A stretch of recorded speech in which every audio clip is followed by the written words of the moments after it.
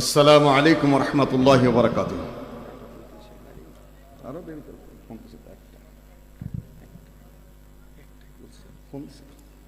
এই জায়গা ফোন দিয়ে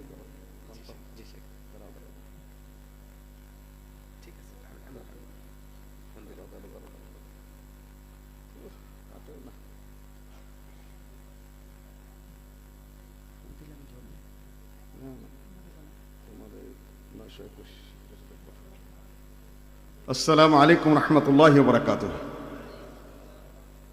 الحمد لله رب العالمين والصلاة والسلام على أشرف الأنبياء والمرسلين وعلى آله وصحبه أجمعين. تايم دكتور الموبايل ده بس. أما بعد فأعوذ بالله من الشيطان الرجيم.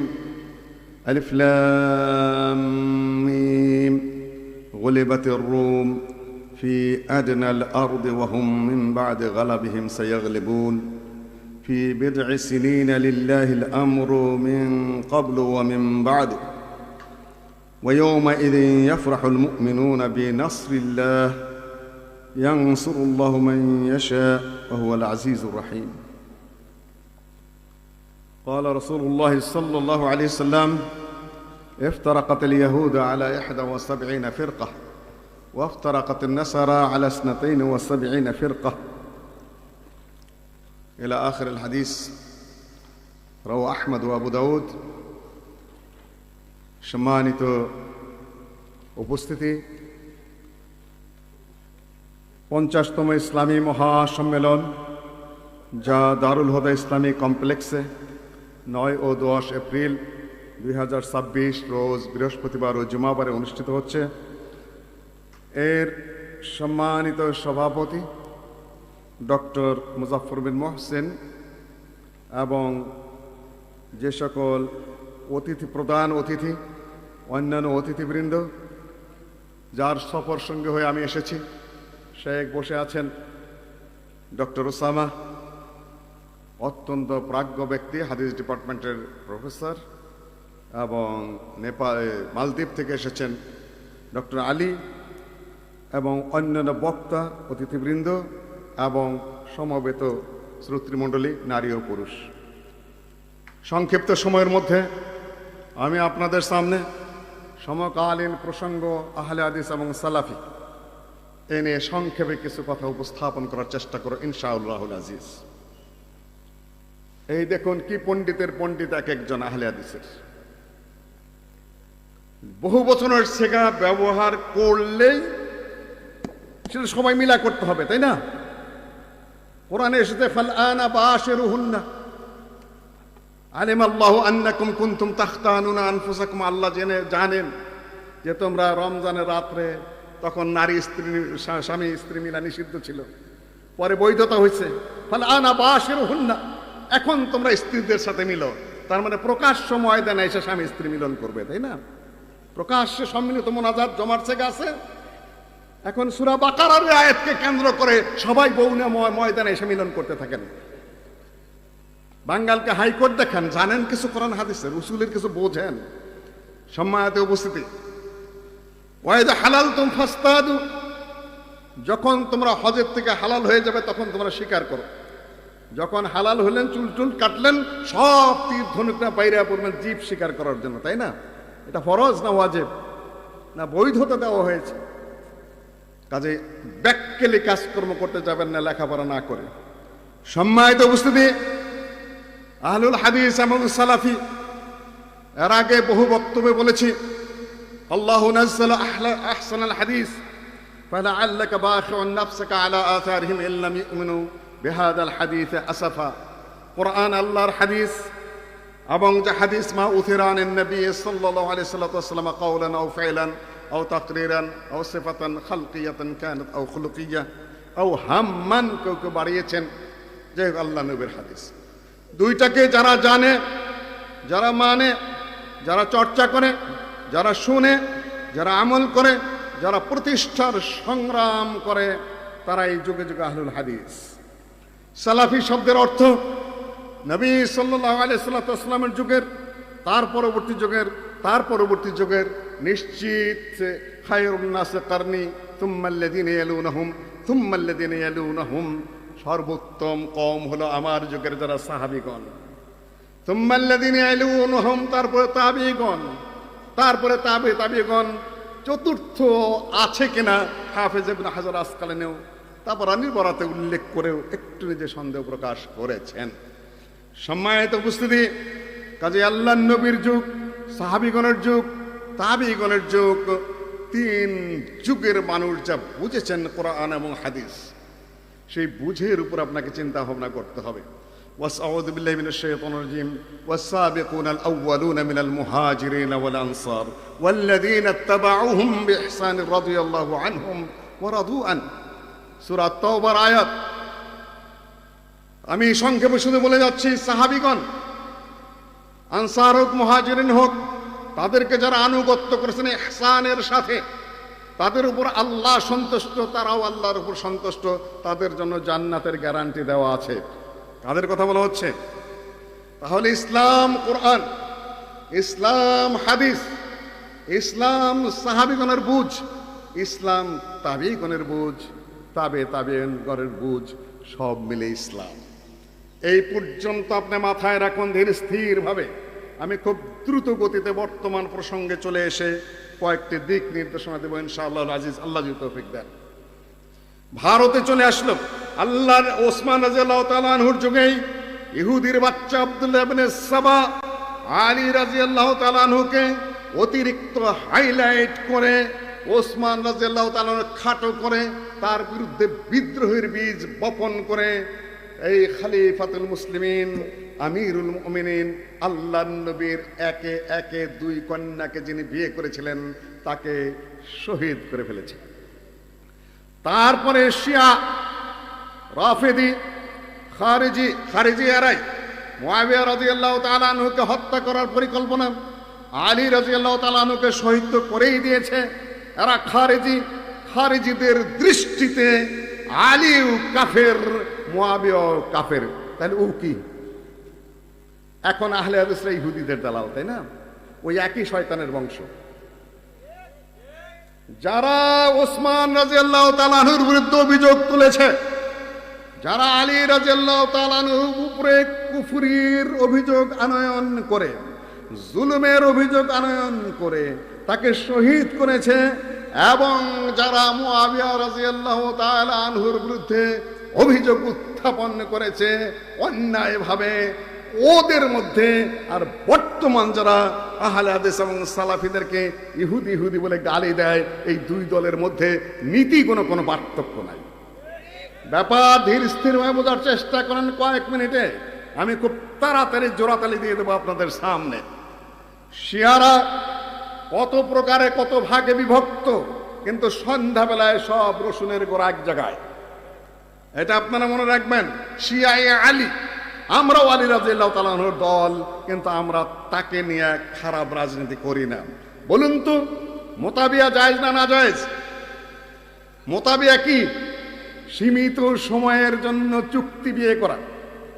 সৌদি আরবের বিরুদ্ধে তাদের অভিযোগ, সেখানে এতটা বিয়া করে, সাঙ্গা করে, এই করে সেই করে। আরে বিয়ে করা না জায়েজ নাকি? দুই বিয়ে করা জায়েজ না না জায়েজ? তিন বিয়ে করা জায়েজ না না জায়েজ? চার বিয়ে করা জায়েজ না না জায়েজ? জিনা করা জায়েজ না না জায়েজ? মোতাবিয়া করা জায়েজ না না জায়েজ? আলী রাদিয়াল্লাহু তাআলা আনহুর প্রেমে পাগল, কিন্তু মোতাবিয়া করা যে হারাম, এটা কার বর্ণনা? সহিহ মুসলিমে না, আলী রাদিয়াল্লাহু তাআলা আনহুর বর্ণনা। তার থেকে বর্ণনা করেন তার ছেলে মুহাম্মদুল্লাহ হানাফিয়া, তার থেকে বর্ণনা করেছেন তার দুই ছেলে আব্দুল্লাহ এবং হাসান। তিনি বর্ণনা করেছেন নবী সাল্লাল্লাহু আলাইহি ওয়াসাল্লাম মোতাবিয়া হারাম করেছেন। এটা কার বর্ণনা? সহিহ মুসলিম খুলে দেখুন। কিন্তু এইখানে এসে আলী রাদিয়াল্লাহু তাআলা আনহু মানবে না। সৌদি আরবের বদনাম করে তারা বিয়ে করে কেন? তোরা বেটারা মহিলাদেরকে দেয়া মিছিল করাস, তাজিয়া করাস, আবার মোতাবিয়া জায়েজ করাস, গোটা ইরানটাই প্রস্টিটিউশন, গোটা দেশটাই ব্যবসাখানা মোতাবিয়ার মাধ্যমে। ধীরে শুনতে হবে। আপনারা ভোট কোন জায়গায় দিচ্ছেন তা কিন্তু জানি। একদিকে ভোট হারাম হারাম করে মাঠঘাট কাঁপাইতেছেন, আবার খুব সমর্থন দিচ্ছেন, আবার তলে তলে যে আপনাদের এলাকার থেকেই জিতেছে। এই শিয়া তত্ত্ব। শিয়া তত্ত্ব আমি পরে আসতেছি খুব সংক্ষেপে। সম্মানিত উপস্থিতি, শিয়ারা বলে যে আলী রাদিয়াল্লাহু তাআলা আনহুকে নবুয়ত দেওয়ার কথা ছিল, জিবরাইল বেটা গাদ্দারি করে দিয়েছে মুহাম্মদের। আচ্ছা, 23টা বছর যাবত এই আলীকে গাদ্দারি করে আলীকে না দেয়া মুহাম্মদকে দিল, যে টের পাইল না সে আল্লাহ আল্লাহ হওয়ার যোগ্য, তারে দেই হই পাঠাইতে হবে। সম্মানিত উপস্থিতি, শিয়ারা লোক সাজায়, ওসমান, তারপরে আলী, ওসমান, ওমর, আবু বকর, মুহাম্মদ, আল্লাহ, কয়েকজনের ছবি একাই রেখেছে। একটার বা একটা জবাই করতেছে, ছবি জবাই করে ওরা, চাকু মারে কিংবা ছাগলের বুকে চাকু মারে। এইটা ওসমান, এইটা ওমর, এটা আবু বকর। এই পর্যন্ত আসার পরে এখন মুহাম্মদকে কি করা যায়? বেটা মুহাম্মদের দোষ আছে, আলীর সাথে গাদ্দারি করে তোমাকে দিল নবুয়ত, তো তুমি নিলা কেন? ওরও মারল। এখন আহলে সুন্নাত জামাতের ছেলে একটা ওখানে উপস্থিত ছিল, আল্লাহর ছবি নিয়ে আমার দৌড়াইতে দৌড়ে বাড়ি পর্যন্ত পড়ছে, ক্যা হওয়া আল্লাহ তাআলা কো বাঁচা লিয়া। মোহাম্মদ পর্যন্ত মাইরা আসছে, আল্লাহকে মারতে গেছে, আল্লাহ গাদ্দারি করছে, দেখলো না কেন? ওই সময় আল্লাহর এইটা ধরে না কোনো বাড়ি পর্যন্ত আসছি, এমন শয়তানের জাত। সম্মানিত উপস্থিতি, উপমহাদেশে সাহাবী কয়েকজন এসেছেন, তাবেঈনের মাধ্যমে এই দেশে সহিহ ইসলাম এসেছিল। শিয়াদের গাদ্দারির মাধ্যমেই সেটা বিশৃঙ্খল হয়েছে।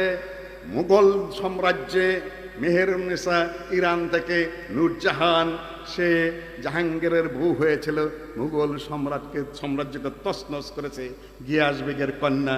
তারপরে আর ফিরতে পারে নাই।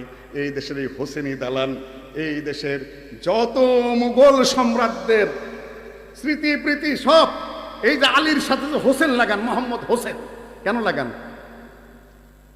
মোহাম্মদ আলী কেন লাগান? এই হোসেন আর আলী, হোসেন আর আলী। এমনকি আশরাফ আলী থানভী কাহিনী লেখা আছে, খালি সন্তান মারা যায়, সন্তান মারা যায়। ফকির এসে বলতেছে, দাদি বলছে আশরাফ আলী থানভী সাহেবের রাহিমাহুল্লাহ, আল্লাহ তার গুনাহ খাতা মাফ করে দেন, যে বাচ্চা সিर्फ मर जाता है क्या वो कि ये सिर्फ आली और उमर का खेल है। আলী এবং ওমরের খেলা। যে কেন? যে সন্তানের নাম রাখো যে খালি ওমরের বংশের নামে, আলী বেজা। দাদি তারপরে আমার নাম রাখলো জন্মের পরে আশরাফ আলী, তারপরে আমার মরি নেই। সম্মানিত উপস্থিতি, উপমহাদেশে সহিহ ইসলাম এসেছিল ব্যবসায়ীদের মাধ্যমে, আরব যোদ্ধাদের মাধ্যমে, মোহাম্মদ বিন কাসিমের বিজয়ের মাধ্যমে, এবং কিছু কিছু শুদ্ধ হাদিসের চর্চা ছিল। সেগুলা সব তারা নষ্ট করার পরে শাহ ওলিউল্লাহ মুহাদ্দিস দেহলভী পুনরায় হাদিসের চর্চা শুরু করলেন। শাহ আব্দুল আজিজ শুরু করলেন। শাহ আব্দুল আজিজের একটা কিতাব আছে তোহফায়ে ইসনা আশারিয়া, শিয়া 12 ইমামের শিয়াদের উপরে লেখা আছে। শাহ ওলিউল্লাহ মুহাদ্দিস দেহলভীর লেখা কুররাতুল আইনাইন ফি তাফদিলিশ শাইখাইন, তারপরে আল্লামা ইহসান ইলাহি জহির, তারপরেও কিন্তু আমাদেরকে শিয়া বলে, তাই না? আল্লাহর রহমত হয়েছে এটা। ইরানের সাথে আমেরিকা এবং ওই ইহুদিদের যুদ্ধের কারণে এখন সারা পৃথিবীতে একটা জিনিস পরিষ্কার হয়ে গেছে, যে আহলে হাদিসকে তোমরা শিয়া বলে গালি দাও, তারাই শিয়াদের মূল শত্রু। বুঝতে পেরেছেন কথাটা? আল্লামা ইহসান ইলাহি জহির এইভাবে বক্তৃতা করছিলেন, ফ্লাওয়ার পিট ছিল সামনে, হঠাৎ করে একটা বোমা ফুটে তার শাহাদত হলো। কে করেছিল? শিয়া ওয়াল কোরআন বই লিখেছেন, আর শিয়া ও সুন্নাহ বই লিখেছেন, আর শিয়া ও আহলুল বাইত বই লিখেছেন, অনেকগুলা বই লিখেছেন আল্লামা ইহসান ইলাহি জহির। আমি তখন রিয়াদে অবস্থান করছি, বাদশাহ ফাওজ স্পেশাল বিমান দিয়ে রিয়াদে নিয়ে গেলেন। আমার যতটুকু মনে পড়ে শেখ বিন বাজ জানাজা পড়েছিলেন এবং আমি সেই জানাজায় উপস্থিত ছিলাম। আল্লামা ইহসান ইলাহি জহির রিয়াদে। কম করেছে ওরা? যত মুসলিম বিশ্বের যত বড় বড় ক্ষতি ওরাই করেছে। ওরা সালাউদ্দিন আইয়ুবীকে হত্যার পিছনে, ওরাই আব্বাসী খলিফাদের ধ্বংসের পিছনে 21 লক্ষ থেকে 23 লক্ষ মানুষ এক রাতে হত্যা করেছিল ইবনুল আলকামী এই শিয়ার ষড়যন্ত্রে। এখন আমাদের দেশে যেটা চলছে এবং সারা বিশ্বে যেটা চলছে, আমরা তো জানি আমাদেরকে যেভাবে বোঝানো হচ্ছে সেটা হলো শিয়ার এই একমাত্র শক্তি যারা আমেরিকার বিরুদ্ধে এবং ইহুদিদের বিরুদ্ধে। আপনাদের কাছে এই বার্তা পৌঁছেছে কিনা? একমাত্র শক্তি আমেরিকার বিরুদ্ধে এবং ইহুদিদের বিরুদ্ধে কে? ইরান। কেউ কেউ বলছে যে ওরা তো মাজলুম। আরেক বুদ্ধি, মাজলুমের পক্ষ মানিতে হবে, ওই হিসাবে কমপক্ষে ইরানকে সাপোর্ট দেন। আচ্ছা ধরেন এইখানে আপনারা নিরীহ সুন্দর মানুষরা বসে আছেন, তাই না? একটা পাগলা কুত্তা, কয়েকটা পাগলা কুত্তা আমাদেরকে আপনাদের কামড়াইতে থাকলো। এখন আমি যদি পিটাইতে চান যাই, তাহলে মনে কুত্তাটা তো মাজলুম, তাই না? নাকি ইরান কি ধরনের মাজলুম? আপনার ইয়ামানে হুথিদেরকে, বিদ্রোহীদেরকে লাগাই দেওয়ার দেশটাকে অস্থিতিশীল করে ফেলেছে। আপনি হেজবুল্লাহ, হিজবুল শয়তান মানে লেবাননকে, সিরিয়াকে শেষ করেছে।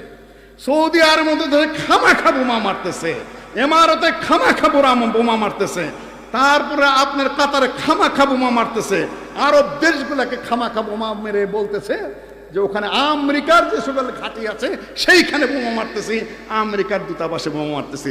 দূতাবাসে বোমা মারা জায়েজ আছে ইসলামে? যুদ্ধ চললেও দূতাবাসে এবং রাষ্ট্রদূতের কাছে গায়ে হাত দেওয়া যাবে না। সম্মানিত উপস্থিতি, খবর বার্তা রাখেন কি রাখেন না আপনারা? আমি দ্রুত গতিতে বাংলাদেশে চলে আসলাম আপনাদেরকে ভারত ঘুরিয়ে। ভারতে একটা আন্দোলন হয়েছিল, স্বাধীনতা আন্দোলন ইংরেজদের থেকে। তারপরে সেই আন্দোলন সৈয়দ আহমদ পহলভী শাহ ইসমাইল সেটা নেতৃত্ব দিয়েছিলেন, মৌলানা বেলায়েত আলী এনায়েত আলী নেতৃত্ব দিয়েছিলেন, মৌলানা আব্দুল্লাহ আব্দুল করিম নেতৃত্ব দিয়েছিলেন। সেই রাজনৈতিক ধারার সাংগঠনিক ধারাই এদেশে ইসলামিক আন্দোলন। দুই, শাহুলিল্লাহর মাদ্রাসা থেকে যে হাদিসের দার্স সৈয়দ নজির হোসেনের মাধ্যমে, সেইটাই এই দেশের আহলে হাদিসের হাদিসের বড় দর্শের এই যে মাদ্রাসা মসজিদ যা কিছু আছে, ওয়াজ মাহফিল, তারপরে আহলে হাদিসদের যে সকল পত্র পত্রিকার যে রীতি বেরিয়েছিল তার আলোকেই এই যে এনাদের এখলাস ইত্যাদি ইত্যাদি পত্রিকার ধারাবাহিকতা। কিন্তু রাজনৈতিক আন্দোলনটা নিষ্প্রভ হয়ে গেছে। এইটুকু বলার পরে আপনাদের কাছে বলি, খবর বার্তা রাখবেন কি রাখবেন না? ছোট্ট একটা ঘটনা বলি আপনাদের সামনে। আলিফ লাম মিম গুলিবাতির রুম, রোম পরাজিত হয়েছে। এটা কোন কিতাবে লেখা আছে? আলিফ লাম মিম গুলিবাতির রুম কোন কিতাবে? কোরআনে কারীম কোন সূরা? দরকার ছিল কোন? রোম জিতলো কি পারস্য জিতলে আমাদের কি যায় আসে? আমরা খালি ওয়াজ শুনি। ওয়াজ শুনেন না, গোড়ার দিন শোনেন, ভালো করে শোনেন কয়েক মিনিট। আলিফ লাম মিম গুলিবাতির রোম, রোম সাম্রাজ্য পরাজিত হয়েছে কাদের হাতে? পারস্যের সাথে। জবাব দিন, চুপচাপ কেন? পারস্যের হাতে। এই মাজুসীদের পরবর্তী বংশ এই শিয়ারা, তাদের হাতে খ্রিস্টান সাম্রাজ্য পরাজিত হয়েছে। ফি আদনাল আরদ, এটা হলো সিরিয়া এবং শামে। ওহুম মিন বাদে গালাবহিম সায়াগলিবুন, রোম সাম্রাজ্য পারস্য সাম্রাজ্যের হাতে পরাজিত হওয়ার পরে খুব শীঘ্রই বিজয়ী হবে। ফি বিদ'i সিনিন, কয়েক বছরের মধ্যে, অর্থাৎ 3 থেকে 10-এর মধ্যে। লিল্লাহিল আমরু মিন ক্বাবলু ওয়া মিন বাদু, ক্বাবল এবং বাদ যেখানে ইদাফত হয় নাই, আরবি আলেম সাহেবরা ইদাফত না হইলে ক্বাবল এবং বাদ মাবনিউন আলা দাম হয়, না হলে ইদাফত হয়ে যায়, সে ইরাব কবুল করে। যখন যে ধরনের হয়, মেন থাকা সত্ত্বেও বাদ, মেন থাকা সত্ত্বেও কি ক্বাবল হারফে জার, যেহেতু ইদাফত হয় নাই, সুতরাং বাদ ক্বাবল মাবনিউন আলা দাম। ওই মুফতি সাহেবরা শুনে নেওয়া আমার মাইক দেয়া, তোমাদের সামনে আমি কথাই কইতে পারি না। ওয়াইয়াউমাইযিন ইয়াফরাহুল মুমিনুন, আজকে মুমিনরা খুশি হবে। কবে খুশি হবে বলেন তো দেখি? কি বুঝলেন এতক্ষণ? পারস্য সাম্রাজ্যের আক্রমণে রোমেরা শামে পরাজিত হয়েছে। এরা হলো অগ্নি পূজারী মাজুসি, ওরা হলো খ্রিস্টান, খ্রিস্টানরা পরাজিত হয়েছে। কিন্তু কিছুদিন পরেই রোম সাম্রাজ্য পারস্যের উপর বিজয় হবে, সেই দিন মুমিনরা খুশি হবে। তাহলে আপনারা কার বিজয়ে খুশি হবেন? আমেরিকার বিজয়ে না ওই মাজুসিদের বিজয়ে? এখনো বোঝেন নাই, তাই না? কার বিজয়ে খুশি হবেন? কথা সাবধানে বলেন, ব্যাককেলের মতো কথা বলতে যেও না তোমরা। হাদিসও জানো না, কোরআনও জানো না, ইসলামের ইতিহাস প্রসঙ্গে তোমাদের কোনো জ্ঞান নেই। নাই বকওয়াজের নাম ইসলাম নয়। খমিনি মহিরেই সারে নাই, খবর আসার আগেই ঢাকা বিশ্ববিদ্যালয়ে জানাজা পড়া শুরু হয়ে গেছে, তাই না? নাকি? কোন মাসালায়? হানাফি মাসালা না শাফি মাসালা না আহলেস মাসালা না শিয়া মাসালায় জায়েজ আছে? তুমি কোন মাসালায় জানাজা পড়লা? কোন মাসালায় তুমি জানাজা পড়লা বলো?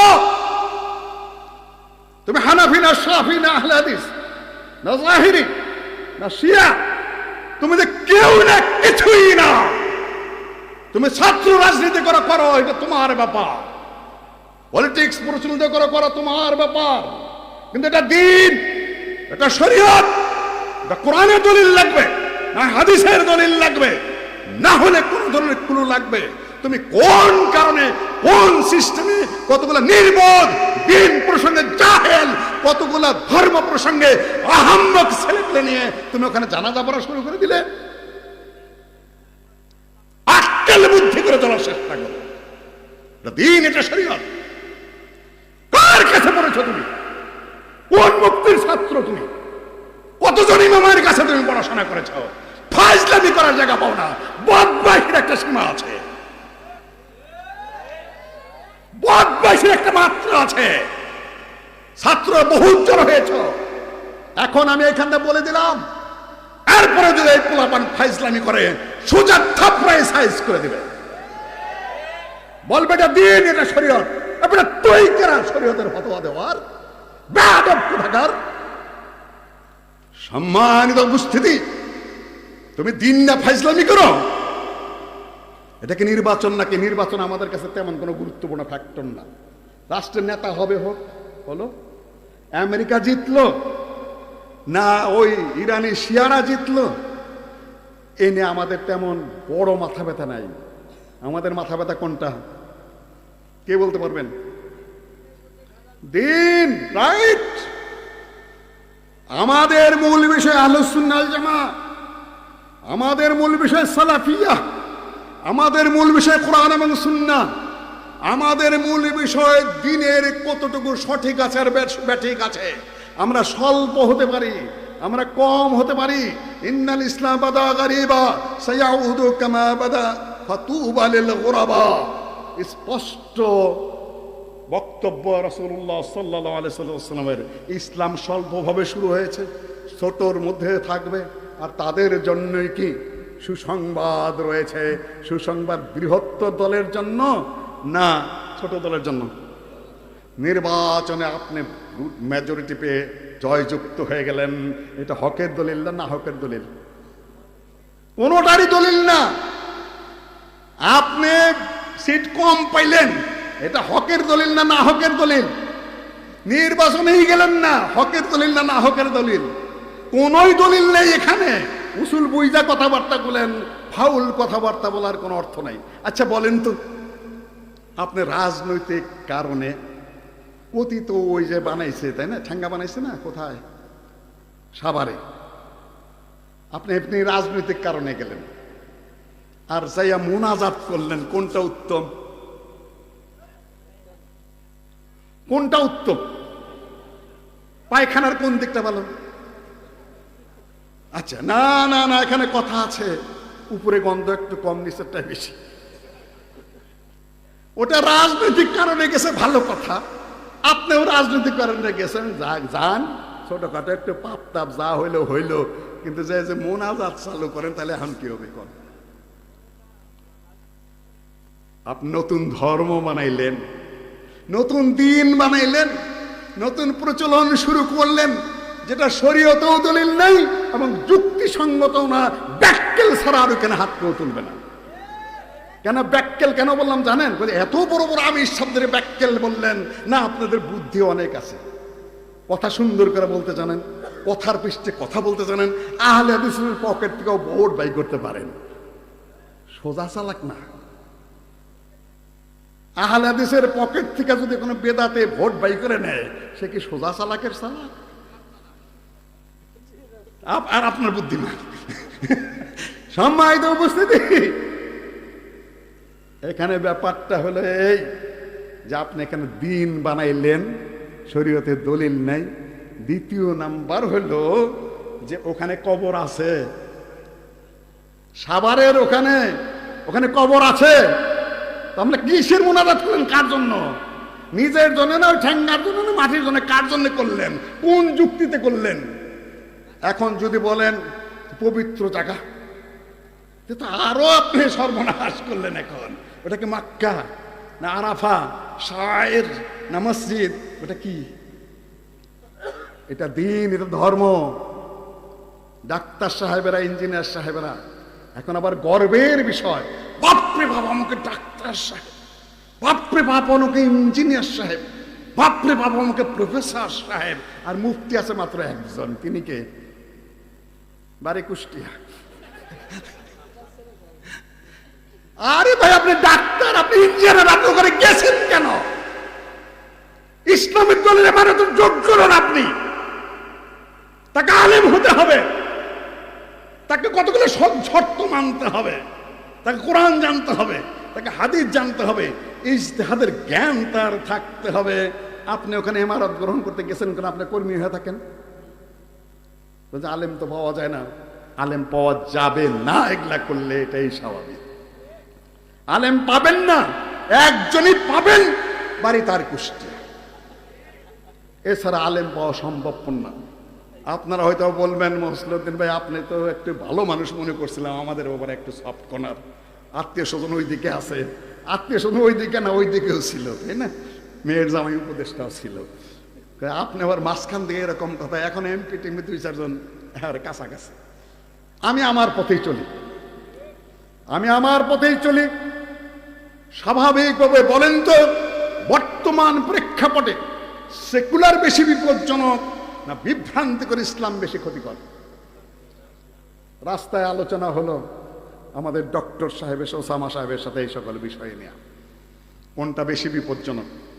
এখন ওনারা বলে বেড়ান, ভাইয়েরা আমি আক্রমণের জন্য বলছি না, ফিরে আসো, তোমরা পথে ফিরে আসো। আমি এইটা বলছি, দিন হারিয়ে ফেলেছ, বিভ্রান্তির মধ্যে পড়ে গেছ, সমস্যা সৃষ্টি করেছ, নীতির থেকে ভ্রষ্ট হয়ে গেছ, বহু দূরে ফিরত আসতে বলছি। আমি আক্রমণ করছি, আক্রমণের জন্য নয়। সম্মানিত উপস্থিতি, ফেরত আসতে হবে, সোজা পথে, ইসলামের পথে ফেরত আসতে হবে। নির্বাচনে জিতবে কি না জিতবে এটা অনেক পরের প্রশ্ন, আগে তো নিজের এখানে অবস্থান নিয়ে থাকতে হবে। সম্মানিত উপস্থিতি, বিনাসরিল্লাহি ইয়ানসুরুল্লাহ মান ইয়াশা, বিজয়ী হয় সত্যের দলিল নয়। আল্লাহ কাফেরদেরকে বিজয়ী দেন। খ্রিস্টানরা মুসলিম না মাজুসিরা মুসলিম? অগ্নি পূজকরা কে মুসলিম? আল্লাহ বলে দিচ্ছে বিনাসরিল্লাহ ইয়ানসুরুল্লাহ মান ইয়াশা। খ্রিস্টানদেরকে বিজয় কে দেয়? আল্লাহ। আর এদেরকে বিজয় দেয় কে? মাজুসিদেরকে। আজকে যদি আমেরিকা জয়ী হয় গায়ের জোরে, আজকে যদি ইরানিরা জয়ী হয় গায়ের জোরে, আর যদি গোটা আরব বিশ্ব ভুলুণ্ঠিত হয়ে যায়, তাহলে কারা হক? আরবরাই হক। সৌদি আরবই হকের উপরে আছে, কোরআনের উপরে আছে, হাদিসের উপর আছে, সাহাবীগণের সম্মানের উপর আছে, নীতির উপর আছে, আদর্শের উপর আছে। আইডিওলজি কাছে সামাজিক কিছু ত্রুটি বিচ্যুতি থাকতেই পারে, ওগুলাকে ইসলাম তৃতীয় চতুর্থ পর্যায়ে রেখেছে। মূল বিষয়কে নষ্ট করে খালি দিন কায়েম হচ্ছে, তাই না? সম্মানিত উপস্থিতি, দিনের অর্থ কি তুমি জানো? তোমার উস্তাদে জানে? তুমি কোনদিন পড়েছ? তোমার কিতাব খোলার কোনদিন সুযোগ হয়েছে? তুমি আরবি পড়তে পারো? আমাদের এই মোনাজাত মৌলবীদের মতোই খালি ফতোয়া দেয় আর ফতোয়া দেয়। মুফতির ঠেলা কি? আল্লামা ওসাইমিন যখন রিয়াদে যাইতেন, তখন রিয়াদে যে কোনোদিন ফতোয়া দিতেন না। জিজ্ঞাসা করা হলো, আপনি রিয়াদে এসে কেন ফতোয়া দেন না? বলেন লা ইফতা ওয়াবনে বাজ ফির রিয়াদ, আমি রিয়াদে দিতে পারবো না। কেন? ইমাম শাফির ব্যাপারে ইমাম মালিক সুপারিশ করেছিলেন, তোমরা ইমাম শাফির কাছ থেকে জ্ঞান নাও। ইমাম শাফি কিন্তু ইমাম মালিকের ছাত্র। ইমাম শাফির কাছে খবর পৌঁছে গেল যে আপনার ওস্তাদ আপনার কথা বলেছে জ্ঞান নেওয়ার জন্য।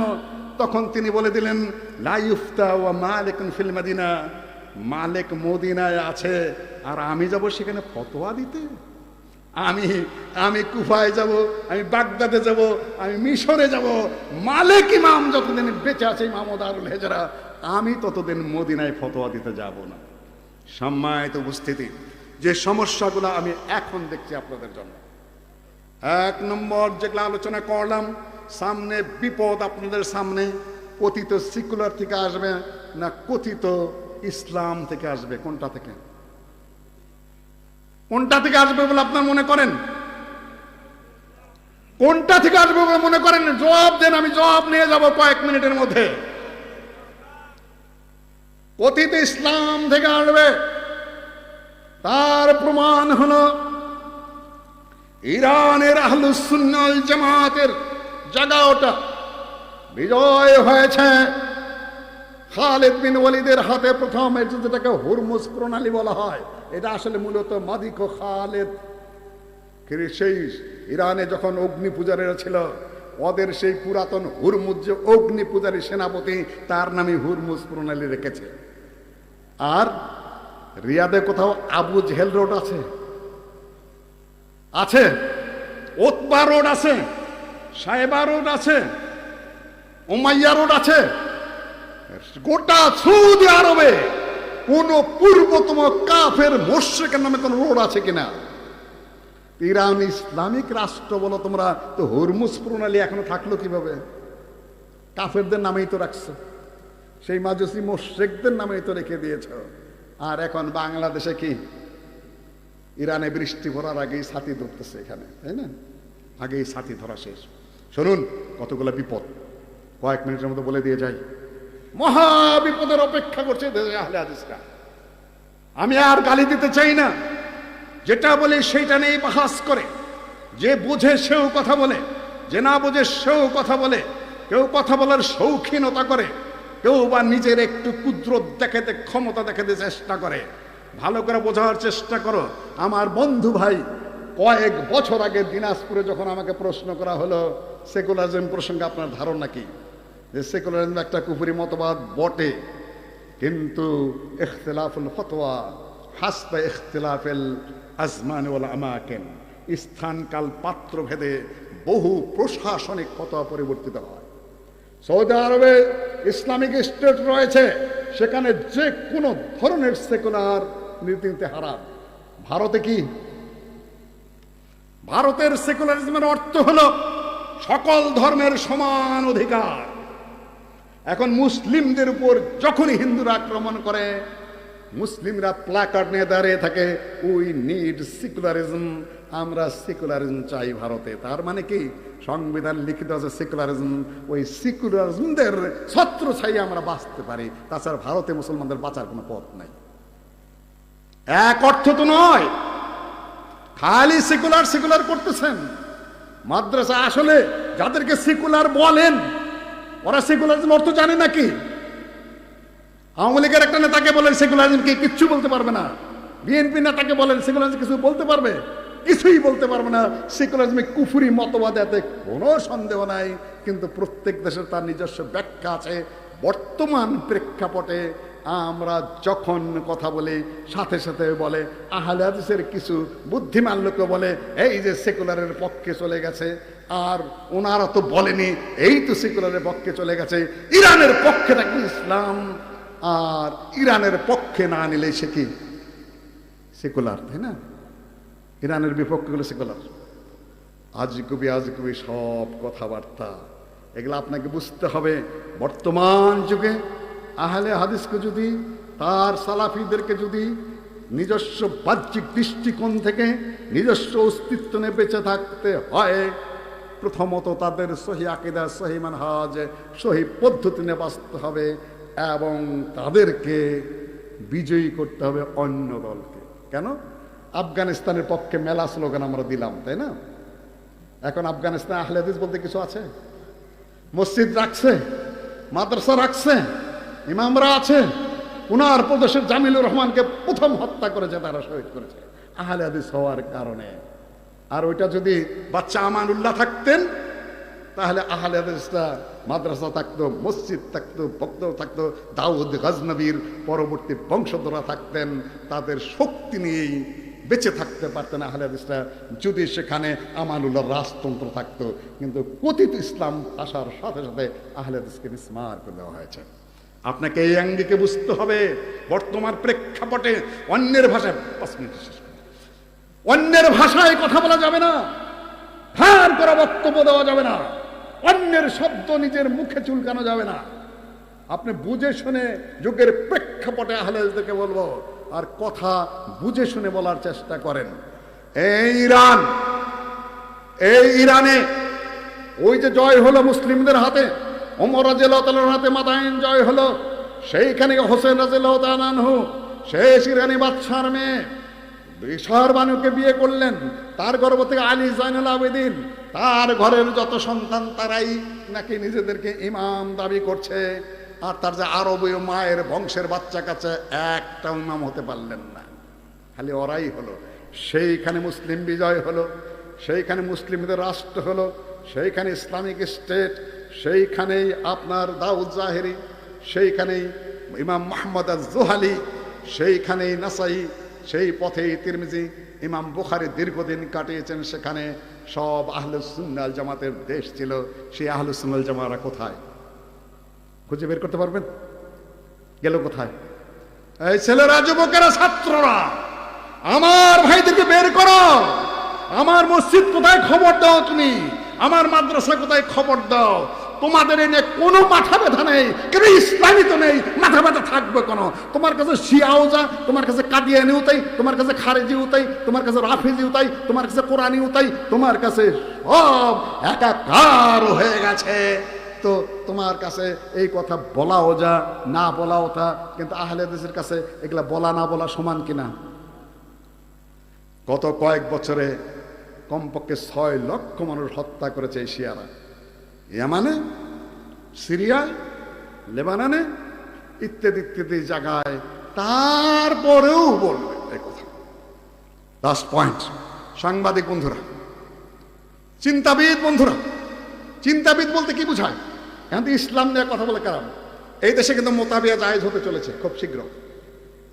ইরানি যে প্রভাব, মেয়েরা এখন খালি মিছিল করে না ইসলাম নিয়ে, মেয়েরা ইসলাম নিয়ে মিছিল করে, দেখতেছেন তো কয়েক বছর যাবত, না দেখেন না? ওরা কারা? কোন আরবিয়ান কান্ট্রির কোন আহলুস সুন্নাহ ওয়াল জামাতের মেয়েরা রাস্তায় ইসলামের জন্য মিছিল করেছে দেখেছেন? কোথার থেকে আমদানি?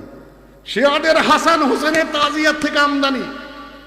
যত ইসলাম ইসলাম মুখে বলেন না কেন, ইরানি কালচার আপনারা আমদানি করে ফেলেছেন। আর যারা বেশি পথে পথে ঘুরে আর ইসলামিক কথাবার্তা বলে অতিরিক্ত, আলিগড় বিশ্ববিদ্যালয়ে দেখেছে তারা স্বামী মানে না, অধিকাংশ সব তালাক। পথে পথে ঘুরে ইসলাম মেলা জানে, ওরা স্বামী মানে নাকি? ওদেরই একটা গ্রুপ হয়ে গেছে নারীবাদী, ইসলামিক নারীবাদী গ্রুপ। দেখবেন যে বোরকা পুইরা পুইরা টিভিতে ভাষণ দিতেছে, অনেক নেতৃত্ব করতেছে, সুন্দর সুন্দর বক্তব্য উপস্থাপন করছে। ওদের কাছে শেখ বিন বাজের বক্তব্য ভালো লাগে না, শেখ ওসাইমিনের বক্তব্য ভালো লাগে না, শেখ তুয়াইজিরির বক্তব্য ভালো লাগে না, বর্তমান যিনি মুফতি শেখ ফাওজানের বক্তব্য ভালো লাগে না। ইসলামের বক্তব্য শুনতে হবে ওই ওনাদের কাছে, তাই না?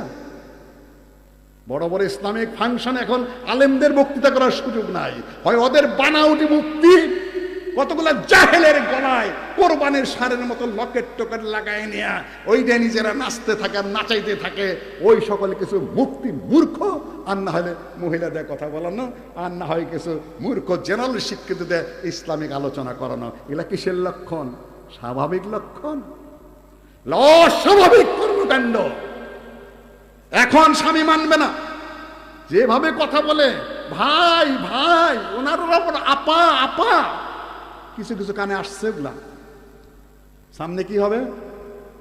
মোতাবেয়া জায়েজ করবে ওরাই, যারা এই শিয়ার জানাজা ঢাকা ইউনিভার্সিটি করতে পারে 2 দিন পরে মোতাবেয়া জায়েজ করতে তাদের কি লাগবে? আমরা স্বামী মানবো না, তোমরা স্ত্রী ঘরে নিও না। শিয়াদের কাছে যেহেতু মোতাবেয়া জায়েজ, আমরা ওইটাই করি আর সারি, করি আর সারি। তোমাদের তো আলেম লাগে না, ফতোয়া তো লাগবে না, তাই না? সম্মানিত উপস্থিতি, খুব অগ্রিম বার্তা দিয়ে গেলাম। তোমরা নারাজ হতে পারো আমার উপরে, সবাই নারাজ হবে তো আমি জানি। আমি একটু আগেই কথা বলে দিয়ে যাচ্ছি তোমাদের সামনে, আগেই বলেছিলাম মাঠে অবস্থান নাও, না হলে কিন্তু সব হারাবা, ফতোয়া কম দাও। সম্মানিত উপস্থিতি, এই হলো এক রকমের পরিস্থিতি। আর ইরানে আহলুস সুন্নাহ ওয়াল জামাতের যা হয়েছে, আফগানিস্তানে যা হয়েছে, ঠিক বাংলাদেশ সেই অপেক্ষায় আছে। টাঙ্গাইলের সম্মেলনে বলেছিলাম, জমিয়তে আহলে হাদিসের নির্বাচনের আগে যে সামনে যে পরিস্থিতি আসতে যাচ্ছে, তাতে সকল আহলে হাদিসকে হয় নির্যাতিত হতে হবে, না হলে কি বলেছিলাম দ্বিতীয় পয়েন্ট, না হলে দাসত্ব করতে হবে। নির্যাতিত হওয়া বা দাসত্ব করা, এই দুইটার একটা আপনাদের জন্য অপেক্ষা করছে খুব শীঘ্রই। যদি আপনারা জাগ্রত না হন, 4 কোটি আহলে হাদিস জুড়ে সহি আকীদায়, সহি পথে, সহি চিন্তায়, এক জাতীয় ভাষায় কথা বলতে না শেখে, সামনে আপনাদের জন্য আরো কঠিন নির্যাতন, না হলে দাসত্ব অপেক্ষা করছে। এই যে এই সকল জায়গায় আপনারা ওয়াজ করতে পারবেন না, ওনারা এসে ঢুকা পড়বে, মসজিদে ঢুকা পড়বে, মাদ্রাসায় ঢুকা পড়বে, ঢোকাঢুকি শুরু হয়ে গেছে তা আগেই। এখন খালি আপনাদেরকে পাশার মধ্যে থাপ্পড় দেবার সরাবে, ভাই যান ওইদিকে যান, হয় টাকা পয়সা নেন বয়ে থাকেন, না হলে এই পরিস্থিতির সৃষ্টি হতে গেছে। আর বেউকুফি করার কোনো সুযোগ নাই। আহলুস সুন্নাহ ওয়াল জামাতের আকীদার উপরে আমি আমার রিস্ক নিয়ে বলে গেলাম আপনাদের সামনে কতগুলো কথা, আপনারা খেয়াল রাখার চেষ্টা করবেন। ডান বাম একটু না, দিনের কথা বলতে এসে বলেন আমরা আহলুল হাদিস, আমরা সালাফি, আমরা কোরআন জানি, আমরা হাদিস জানি, আমাদের শায়েখ আছে। তুমি কোন গোড়ার দুবের দিন শেখাতে আসছো আমাকে? আহলে হাদিসকে আবার কিসের দিন শেখাবা তুমি? তুমি কে? বাড়ি কোথায় তোমার? কি লেখাপড়া জানো তুমি? কিন্তু দেখেন চাপাই বক্তৃতা করতে যাই, খালি তাফসির করে। সাতক্ষীরায় দেখবেন তাফসিরের জায়গা যত আছে সব আহাম্মক এবং গাধা।